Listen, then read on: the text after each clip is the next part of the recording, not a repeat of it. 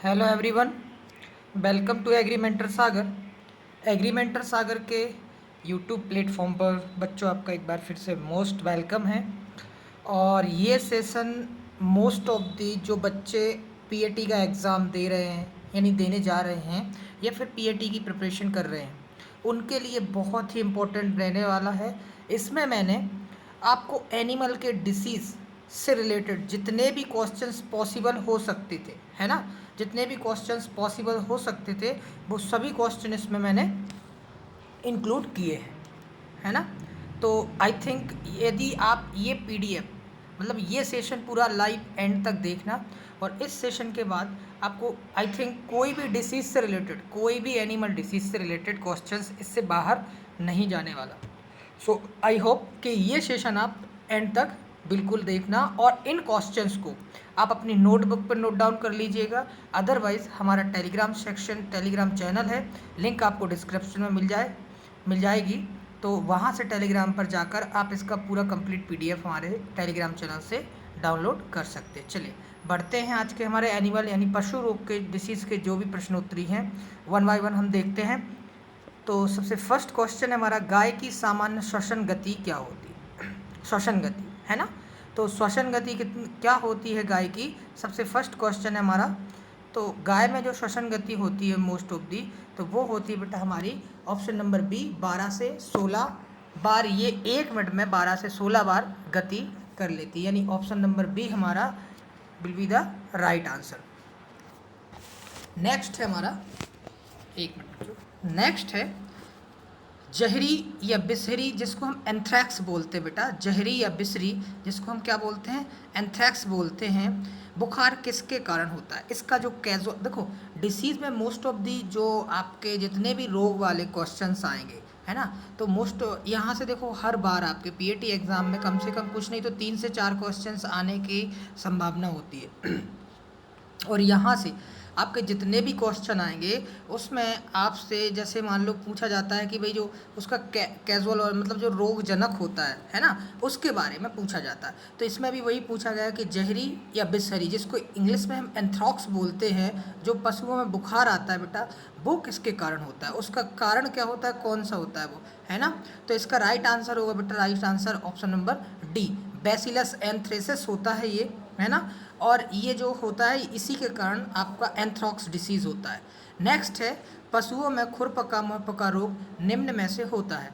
तो जो पशुओं में खुरपका मुहपका रोग होता है बेटा, वो कौन से किसके कारण होता है? देखो डिसीज़ जो होते हैं मेनली वो या तो जीवाणुओं द्वारा होंगे, या विषाणुओं द्वारा होंगे, या फफूंद द्वारा होंगे, या परजीवियों द्वारा होंगे, है ना।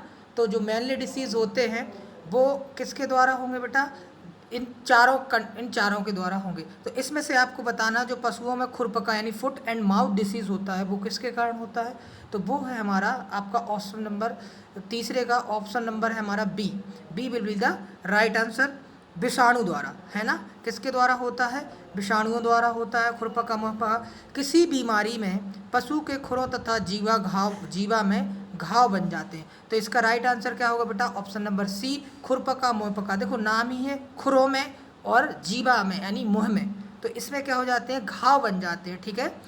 नेक्स्ट है हमारा क्वेश्चन नंबर 5, तेलीय मिश्रित वैक्सीन यानी टीका बोलते हैं जिसे, निम्न में से किसके बचाव के लिए प्रयोग करते हैं? तो इसका राइट आंसर क्या होगा, खुरपका मुहपका बीमारी, ऑप्शन नंबर बी, जहरी बुखार, गलघोंटू या पशु फ्लैग। तो इसका राइट आंसर होगा बच्चों, राइट आंसर होगा ऑप्शन नंबर सी, गलघोंटू के लिए हम क्या करते हैं, जो आपका गलघोंटू होता है उसके लिए हम टीका का इस्तेमाल करते हैं। छठवां क्वेश्चन है, एक गाय के शरीर का तापक्रम कितना होता है?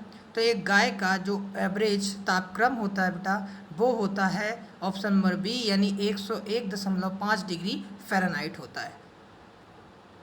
क्वेश्चन नंबर 7, गाय की नाड़ी की गति प्रति मिनट होती है, तो कितनी होती है बेटा, ये होती है आपकी 45 से 65 प्रति मिनट, यानी 1 मिनट में ये 45 से 65 बार चल जाती है। बकरी की श्वसन दर प्रति मिनट होती है, तो बकरी की श्वसन दर कितनी होती है, बकरी की होती है हमारी बी 12 से 20 दर प्रति मिनट, यानी 1 मिनट में ये 12 से 20 बार श्वसन कर लेगी। नेक्स्ट है, नेक्स्ट क्वेश्चन नंबर 9, बकरी के शरीर का तापक्रम होता है, जो बकरी का शरीर है उसका तापक्रम होता है 103.8 डिग्री फ़ारेनहाइट, यानी ऑप्शन नंबर सी, 9 का हमारा option number C 103.8 degree Fahrenheit सही राइट आंसर होगा।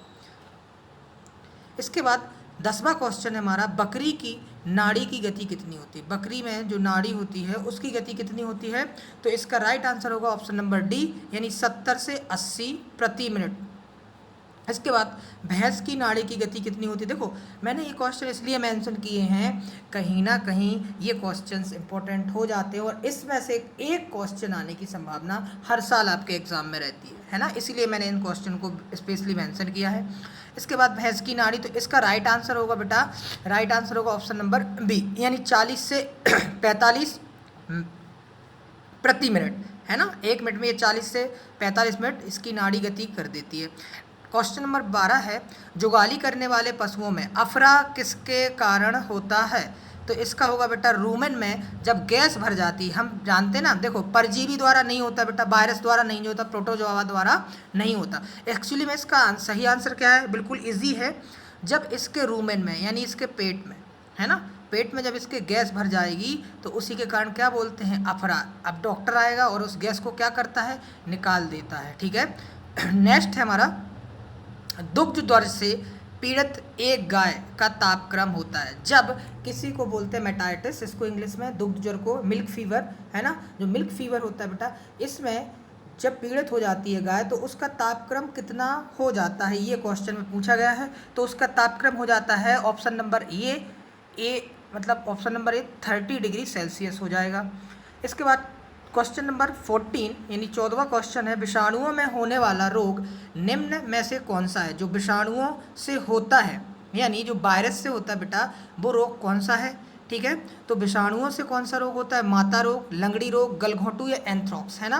तो इसका चौथे का राइट आंसर होगा हमारा माता रोग, जो होता है बेटा पशुओं में, वो होता है किससे, विषाणुओं से यानी वायरस से। इसके बाद क्वेश्चन नंबर 15 है, उस बीमारी को चुनिए जिसमें मरे पशु के ऊपर चूना छिड़क कर गाड़ा जाता है। तो इनमें से ऐसा कौन सी बीमारी है जिसमें मरने के बाद उसके ऊपर चूना छिड़का जाता है और गाड़ा जाता है। देखो क्या रहती, कभी कभी कुछ डिसीज इतने खतरनाक होते हैं, उनकी कंटेमिनेशन की, उनकी संक्रमण दर ज़्यादा होती है। यदि मरे हुए पशु को भी छोड़ दो तो वो क्या, उसकी बॉडी को ऐसे ही छोड़ दो खुले एटमॉस्फेयर में, तो वो दूसरों को कंटेमिनेट कर देंगे, इन्फेक्टेड कर देंगे। इसीलिए इनको प्रॉपर तरीके से क्या किया जाता है, दफनाया जाता है, अंदर उनको डिकम्पोज कर, ताकि ईजिली ये सॉइल में डिकम्पोज हो जाए। तो यहाँ पर देखो क्या लिखा है, एंथ्रॉक्स है ऑप्शन नंबर ए, सेकंड है लंगड़ी में या मलेरिया में या क्षय रोग में। तो बेटा इसका राइट आंसर होगा हमारा एंथ्रॉक्स। एंथ्रॉक्स वाले पशु को, देखो एक क्वेश्चन और इससे बनता है कि इनमें से कौन सा ऐसा रोग है जिसके मरे पशु को कभी चीड़ फाड़ नहीं की जाती, है ना, कभी उसके बॉडी से चीड़ फाड़ नहीं की जाती, तो वो भी एंथ्रॉक्स है, क्योंकि इसकी कंटेमिनेशन रेट यानी संक्रमित दर बहुत ही ज़्यादा होती है। इसके बाद क्वेश्चन नंबर 16 है, दुग्ध ज्वर किसकी कमी से होता है। जो दुग्ध ज्वर है, मिल्क फीवर है बेटा, वो किसकी कमी से होता है, तो इसका राइट आंसर है कैल्शियम की कमी से। वेरी वेरी IMP, कई बार ये एग्जाम में पूछा गया है। इसके बाद नेक्स्ट है हमारा क्वेश्चन नंबर 17, पशु फ्लैग में उद्भव अवधि होती है ना।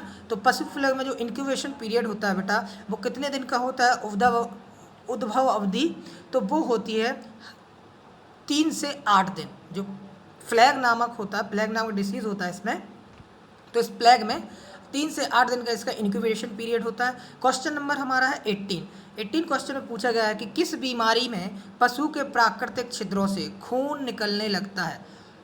तो इनमें से आपका फर्स्ट ऑप्शन है जहरी, सेकंड है गलघोंटू, तीसरा है खुरपका मुहपका, चौथा है लंगड़ी। तो यहाँ पर 18वें का जो राइट आंसर होगा बेटा आपका जहरी या बिसहरी बुखार, जिसे हम एंथ्रॉक्स बोलते हैं। इसमें जो इनके नेचुरल होल्स होते हैं यानी छिद्र होते हैं प्राकृतिक, वहाँ से क्या निकलने लगता है, ब्लड का सेक्रेशन होने लगता है, ब्लड का स्त्राव होने लगता है। इसके बाद क्वेश्चन नंबर 19 है, पशु को जहरी बुखार होने पर उसके शरीर का तापक्रम कितना हो जाता है। तो इसका तापक्रम हो जाता है बेटा, इसका तापक्रम हो जाता है हमारा कितना, option number B 116 degree Fahrenheit पर इसका तापक्रम पहुंच जाएगा, यानी बॉडी का टेम्परेचर बढ़ता है। जैसे हमारी बॉडी का फीवर, जब हमें बुखार होता है तो हमारी बॉडी का टेम्परेचर बढ़ता है, वैसे भी एनिमल्स को जब फीवर होता है, कोई भी फीवर होता है, तो उसकी बॉडी का टेम्परेचर हमेशा इंक्रीज होगा। बचाव के लिए पशुओं में प्रतिवर्ष गलघोंटू का टीका कब लगाया जाता है? वेरी वेरी इंपॉर्टेंट क्वेश्चन है बेटा।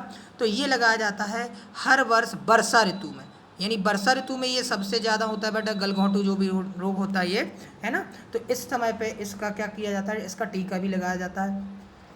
क्वेश्चन नंबर 21 है, निम्न में से कौन सा निसंक्रामक जीवाणुनाशक है? निसंक्रामक जीवाणुनाशक, तो इसमें से क्लोरीन, क्लोरोफॉर्म, बोरिक एसिड और पोटेशियम नाइट्रेट। तो इसका राइट आंसर होगा हमारा बोरिक एसिड जो है बेटा, वो क्या है, निसंक्रामक जीवाणु, या इसको हम बोल सकते हैं जीवाणुनाशक है। बोरिक एसिड का यूज़ हम जीवाणुओं को किल करने में करते हैं। नेक्स्ट है क्वेश्चन नंबर 22 यानी 22वां, बछड़ों को गलघोंटू बीमारी से बचाव का टीका कितनी आयु पर लगाना चाहिए?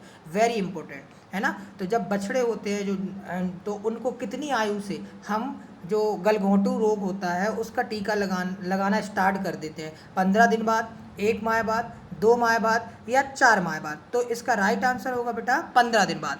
जैसे ही जो बछड़ा है वो 15 दिन का होता है, यानी तो ना उसके 15 दिन बाद उसको जो गलघोंटू का टीका है, इस बीमारी का टीका उनको लगा दिया जाता है। तो इसका राइट आंसर होगा ऑप्शन नंबर ए, 15 दिन बाद। इसके बाद क्वेश्चन नंबर 23 है हमारा कि बीमार पशु का निम्न में से कौन सा लक्षण है? यानी कोई पशु यदि बीमार हो जाता है तो वो किस प्रकार का लक्षण प्रदर्शित करेगा?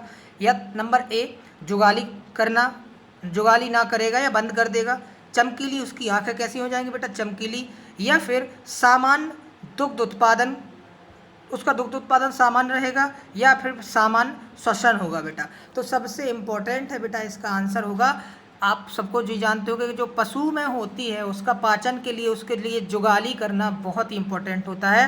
क्योंकि जुगाली जो रोमेंथिकेशन की प्रोसेस होती है उसमें जो पशु अपने अंदर फूड रखता है उसको फिर से वाइट करता है और फिर से उसमें सलाइवा ऐड करके डाइजेशन के लिए भेजता है, पाचन के लिए भेजता है रूमेन में। तो ये बहुत ही एक नेचुरल और इम्पोर्टेंट प्रक्रिया है। जैसे ही पशु को डिसीज़ होता है, बीमार होता है, तो वो सबसे पहले जुगाली करना बंद करता है। इसको याद रखना बच्चों, ये अच्छा क्वेश्चन है एक।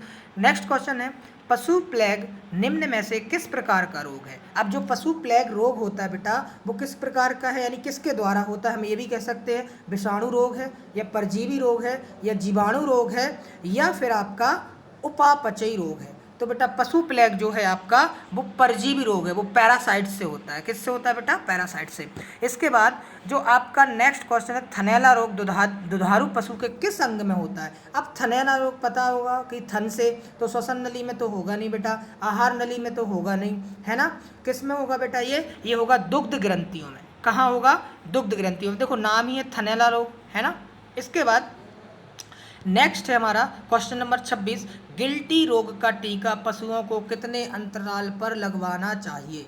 क्वेश्चन नंबर 26 है, गिल्टी रोग का टीका पशुओं को कितने अंतराल के बाद लगवाना चाहिए? तो इसका देखो राइट आंसर, हम थोड़ा सा फास्ट चलेंगे, है ना, क्योंकि हमें नंबर ऑफ क्वेश्चन 50 अटैम्प्ट करने हैं लगभग। तो इसका राइट आंसर होगा बेटा प्रत्येक वर्ष। कितना?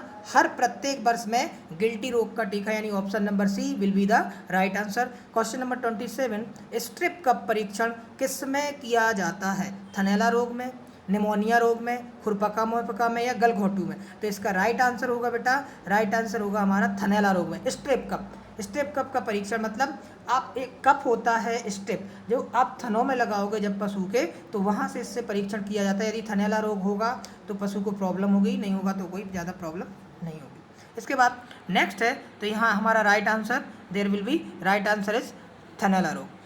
28वां क्वेश्चन है, भेड़ में श्वसन दर प्रति मिनट होती है। तो जो भेड़ की श्वसन दर होती है बेटा वो कितनी होती है? वो होती है 16 से 18 प्रति मिनट। इसके बाद पशुओं में अफरा रोग में प्रयुक्त होने वाले यंत्र का नाम बताइए। मतलब जब ये अफरा रोग हो जाता है तो उस समय, अब देखो हमने अभी पढ़ा अगले क्वेश्चन में कि पशुओं में जब अफरा रोग हो जाता है तो उनके जो रूमेन होता है, पेट होता है, उसमें क्या भर जाती है बेटा? गैस भर जाती है।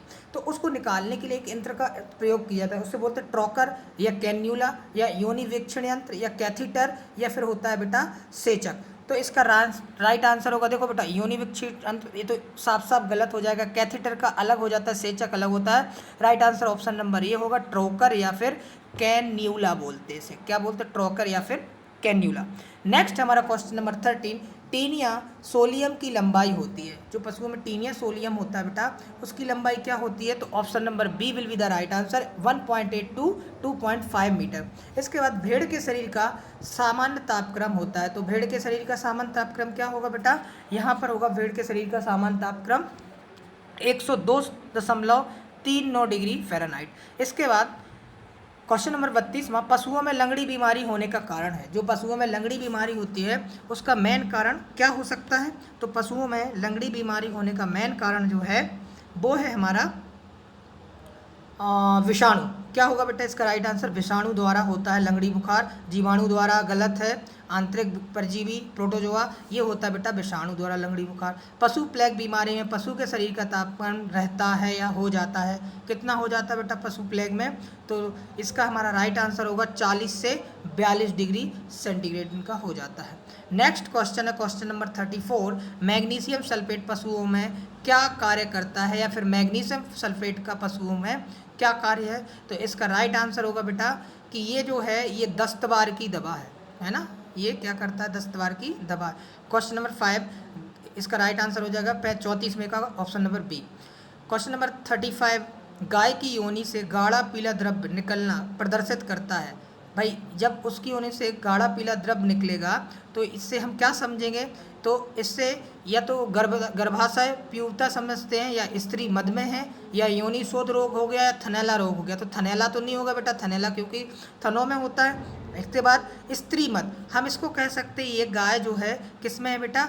स्त्री मद में, यानी अपने मधकाल में है, मध चक्र में वो है जब उसकी योनि से पीला द्रव निकलेगा। क्वेश्चन नंबर 36, एंथ्रेक्स बीमारी खालिस्तान होती है, विषाणु से होती है, प्रोटोजोआ से होती है, जीवाणु से होती है, या फंगस से होती है? तो यहाँ पर राइट आंसर होगा बेटा जो एंथ्रेक्स है ये होती है बैक्टीरिया यानी जीवाणुओं से। इसके बाद क्वेश्चन नंबर 37, इनमें से किस बीमारी में गर्दन और गले में सूजन हो जाती है? यानी जहरी बुखार से, गलघोंटू में, खुरपका मुहपका? तो बिल्कुल देखो गले में, गले यानी गर्दन में, तो गलघोंटू से ही होगी बेटा। तो option number C will be the right answer here. Next है क्वेश्चन नंबर 38, एंथ्रेक्स रोग किस प्रजाति में पाया जाता है? जो एंथ्रेक्स रोग है वो मुख्यतः किस प्रजाति में होता है? तो एंथ्रेक्स रोग बेटा गाय में भी होता है, भैंस में भी होता है, और मानव में भी होता है। गिल्टी जो हो जाती है हमारे यहाँ गिल्टी नहीं हो जाती। तो एंथ्रेक्स रोग किस में बेटा? गाय में, भैंस में, मानव, यानी option number D will be the right answer. उपरोक्त सभी में हमारा जो है एंथ्रेक्स रोग होता है।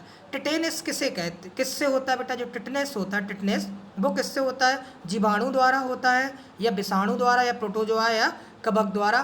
तो बेटा हमारा यहाँ पर राइट आंसर होगा ये होता है बेटा जीवाणु द्वारा, है ना। क्वेश्चन नंबर 14, खुरपका व मुहपका रोग में कौन सा भाग प्रभावित होता है? वेरी वेरी इंपॉर्टेंट जो खुरपका और मुहपका है, लेकिन बिल्कुल इजी क्वेश्चन है क्योंकि इसमें नाम ही लिखा है खुरपका एवं मुहपका। तो इसमें बेटा देखो खुर में भी इन्फेक्शन होगा, मुँह में भी इन्फेक्शन होगा, ना कि अयन में होगा, क्योंकि अयन में किस में होगा? थनैला रोग में। तो यहाँ पर हमारा D option will be the right, यानी दोनों ए और बी में आपका इन्फेक्शन स्टार्ट होगा खुरपका और मुहपका में। क्वेश्चन नंबर 41, किस रोग में तो क्वेश्चन नंबर 41, किस रोग को कैटल प्लेग भी कहा जाता है? कैटल प्लेग, तो कैटल प्लेग आपका खुरपका व मुहपका, या फिर रिंडरपेस्ट, या फिर आपका ट्यूबरक्लोसिस, या फिर ब्रूसेलोसिस? तो इसमें आपका राइट आंसर क्या होगा बेटा? ये ऑप्शन नंबर बी, रिंडरपेस्ट को आपका क्या कहा जाता है? कैटल प्लेग रोग भी कहते हैं। किसको? रिंडरपेस्ट को। क्वेश्चन नंबर 42, किस रोग में गर्भाशय के अंतिम चरण में गर्भपात हो जाता है? वेरी इंपॉर्टेंट, बहुत ही खतरनाक डिसीज़ है ये। तो बेटा इसका राइट आंसर क्या होगा? क्वेश्चन नंबर 42 का राइट आंसर हमारा होगा क्वेश्चन नंबर ए, जो ब्रूसेलोसिस डिसीज़ होता है बेटा। इसमें जब अंतिम चरण में यानी लास्ट मंथ चल रहा होता है काऊ का, उस टाइम पर भी इसका गर्भपात हो सकता है या हो जाता है। तो option number A will be the right answer. Question number 43, भारतीय पशु चिकित्सा अनुसंधान संस्थान कहाँ स्थित है? तो बेटा नई दिल्ली, लखनऊ, इज्जत नगर या फिर इलाहाबाद। तो इसका राइट आंसर हमारा होगा ऑप्शन नंबर बी, इज्जत नगर। ये यूपी के अंदर है ना, इज्जत नगर यूपी में। और यहीं पर हमारा क्या है, जो भारतीय पशु चिकित्सा अनुसंधान संस्थान, इंडियन वेटनरी रिसर्च इंस्टीट्यूट, यहाँ पर है। Option number B will be the right answer, Izzatnagar UP. Question number 44, clostridium चोभियाई निम्न रोग का कारक है। जो क्लोस्ट्रिडियम चोभियाई होता है बेटा, इसमें पूछा गया है ये कौन से रोग का कारक है, यानी किस रोग को ये करता है। ब्लैक क्वार्टर को, जिसको लंगड़ी बुखार बोलते हैं, एंथ्रेक्स को, या फिर रेंडर पोस्ट जिसको पशु प्लेग बोलते हैं, या फिर मैस्टिटिस यानी थैलेना रोग को। तो बेटा ये किस रोग का कारक हो सकता है, तो क्वेश्चन नंबर 44 का राइट आंसर होगा हमारा ब्लैक क्वार्टर को, यानी ये लंगड़ी बुखार को करता है। ये लंगड़ी बुखार का रोगजनक हम बोल सकते हैं इसे, है ना, क्लोस्ट्रिडियम चोभियाई। नेक्स्ट क्वेश्चन है क्वेश्चन नंबर 45, निम्न में से स्वस्थ गाय में कौन सा लक्षण दिखाई देता है। तो जो स्वस्थ गाय होती है, आप कैसे कहोगे भाई ये गाय कंप्लीटली तरीके से, ये जो एनिमल है ना, ये एनिमल आपको कंप्लीटली तरीके से बिल्कुल हेल्दी लग रहा है, यानी बिल्कुल हेल्दी है या स्वस्थ है। तो वो उसमें देखो जुगाली करना सबसे इम्पोर्टेंट है। यदि वो जुगाली कर रहा है प्रॉपर तो बिल्कुल स्वस्थ है। तापक्रम सामान्य होता है, बिल्कुल सही है। और जो बेटा उसका मफल होता है, जिसको थूनन बोलते हैं, थूथन बोलते हैं, वो क्या होता है, गीला होता है उसका। तो इसका राइट आंसर क्या होगा बेटा, उपरोक्त सभी, यानी ये सभी एक स्वस्थ पशु के लक्षण होते हैं। क्वेश्चन नंबर 46, निम्न में से कौन सी जोड़ी सही है। आपको बताना है कि इनमें से कौन सी जोड़ी सही है। जैसे खुरपका मुहपका में मुँह और पैरों में छाले। इसके बाद ऑप्शन नंबर बी, बदबूदार खूनी दस्त किस में होते हैं बेटा, पौका पौकी में, जिसको रेंडर पेस्ट बोलते हैं। इसके बाद जो तीव्र ज्वल या गले में सूजन गलघोंटू के कारण होती है। तो इसका राइट आंसर क्या है हमारा, ऑप्शन नंबर डी, यानी उपरोक्त सभी। तो ये सभी जोड़ियाँ क्या है बेटा, सही हैं, यानी खुरपका मुहपका में मुँह और पैरों में सूजन आ जाएगी और छाले आ जाएंगे। इसके बाद जो आपके बदबूदार या खूनी दस्त लगते हैं वो आपके रेंडर पेस्ट या पौकी पौका में लगते हैं। इसके बाद जो तीव्र ज्वल है बेटा, या गले में सूजन, या गलघोंटू में आती है, यानी यहाँ पर सभी सही है। क्वेश्चन नंबर 47, निम्न में से किसके लिए बचाव के टीके नहीं लगाए जाते, यानी ऐसा कौन सा रोग है जिसके बचाव के टीके अभी तक नहीं बने हैं। तो खुरपका मुहपका, अफरा, पौंकनी या गलघोंटू। तो यहाँ पर बेटा राइट आंसर होगा हमारा 47 का क्वेश्चन नंबर बी, जो अफरा है। अब देखो ये क्या है, अफरा एक डिसऑर्डर भी मान सकते हैं, यानी जब ज़्यादा खाना खा ले, है ना, ज़्यादा गैस बन जाए, तो अब उसके लिए टीके की ज़रूरत क्या है, उसे तो हम उपचार करेंगे। बाकी आपका खुरपका मुहपका है, ये रोग है ना, जो आपके विषाणुओं या फिर जो जीवाणुओं द्वारा या प्रोटोजोआ डिसीज होते हैं बेटा, उनके टीके हो सकते हैं, लेकिन इसका तो नहीं होगा। तो राइट आंसर हमारा क्या होगा, ऑप्शन नंबर बी, अफरा। नेक्स्ट है क्वेश्चन नंबर 48, निम्न में से कौन सा जोड़ी सही है। अब आपको फिर से बताना है। जैसे आंतरिक परजीवी कृमि होते हैं, रानीखेत बीमारी जीवाणुओं द्वारा होती है, फाउल पॉक्स जीवाणुओं द्वारा होती है, कॉक्सिडियोसिस जीवाणुओं द्वारा होती है। तो यहाँ पर 48 का राइट आंसर होगा कौन सा है बेटा, आंतरिक परजीवी है, जो क्या होते हैं, वो कृमि होते हैं, जिनको क्या बोलते हैं हम, कृमि, यानी जो अंदर जो हो जाते हैं ना कृमि, है ना, वो होते हैं। इनको एडबेंडाजोल वगैरह की गोलियां खिला के हम हटा देते हैं, डीवर्मिंग करते रहते हैं इसकी। रानीखेत बीमारी जीवाणुओं से नहीं होती बेटा, वो विषाणु से होती है। तो यहाँ पर राइट आंसर हमारा क्या होगा, option number A. Question number 49, कौन सी बीमारी गोदन फ्लैग के रूप में भी जानी जाती है। तो इनमें से कौन सी बीमारी है जो गोदन फ्लैग के रूप में भी जानी जाती है। तो बेटा ये गोदन प्लेग है, जो इसको बोलते हैं हम रेंडर पेस्ट, है ना, क्या बोलते हैं, रेंडर पेस्ट। इसके बाद लास्ट और अंतिम क्वेश्चन नंबर 50, यानी 50वां क्वेश्चन है, गलघोंटू बीमारी फैलती है जीवाणुओं द्वारा, विषाणुओं द्वारा, प्रोटोजोआ द्वारा, या इनमें से कोई नहीं। तो क्वेश्चन नंबर 50वें का हमारा राइट आंसर होगा ऑप्शन नंबर ए, जो गलघोंटू रोग होता है बेटा, ये फैलता है हमारा किसके द्वारा, जीवाणुओं द्वारा। तो ये हमने पूरे ऑलमोस्ट जहाँ तक जो आईएमपी क्वेश्चंस थे, आई थिंक इससे कोई भी क्वेश्चन आपके डिसीज से बाहर नहीं जाएगा। तो please it's my humble request, आप लोगों से अनुरोध है कि यदि आपको सच में यहाँ से अपना ये पोर्शन कंप्लीट करना है तो इन क्वेश्चंस को लिख लीजिए, या फिर डिस्क्रिप्शन में आपको हमारी लिंक मिल जाएगी टेलीग्राम चैनल की। वहाँ हम बहुत सारे क्वेश्चंस अपलोड करते रहते हैं और साथ में इसका पूरा आपको पीडीएफ मिल जाएगा। तो हमारे टेलीग्राम चैनल को ज्वाइन करके वहाँ से भी इसका पीडीएफ डाउनलोड कर सकते हो। और साथ ही साथ बच्चों, इसको आप 1 से 2 बार देखिए इस वीडियो को, ताकि ये पूरे जो है ना, यहाँ से आपकी अच्छी प्रिपरेशन हो जाएगी, ताकि डिसीज़ का आपके एग्ज़ाम में कोई भी क्वेश्चन गलत ना हो। जितने भी इंपॉर्टेंट क्वेश्चन थे इसमें हमने डिसीज से रिलेटेड कवर किए। अब मिलते हैं हम नए वीडियो में, है ना, कोई नए टॉपिक के साथ जो आपके एग्जाम में ज़्यादातर क्वेश्चंस कवर करता है। फिर से हम नए वीडियो में लेकर आएंगे। तब तक के लिए आप जितना से जितना ज़्यादा हो सके बच्चों उतना ज़्यादा हमारे इसको यूट्यूब चैनल को लाइक शेयर एंड सब्सक्राइब करें, ताकि देखो जितना आप हमें सपोर्ट करेंगे हम आपके लिए और अच्छे क्वेश्चन सीरीज लाएंगे आपके एग्ज़ाम तक, ताकि आप एग्ज़ाम में 100% सिलेक्शन ले सको। तो मिलते हैं नेक्स्ट सेशन में, तब तक के लिए जय हिंद जय भारत।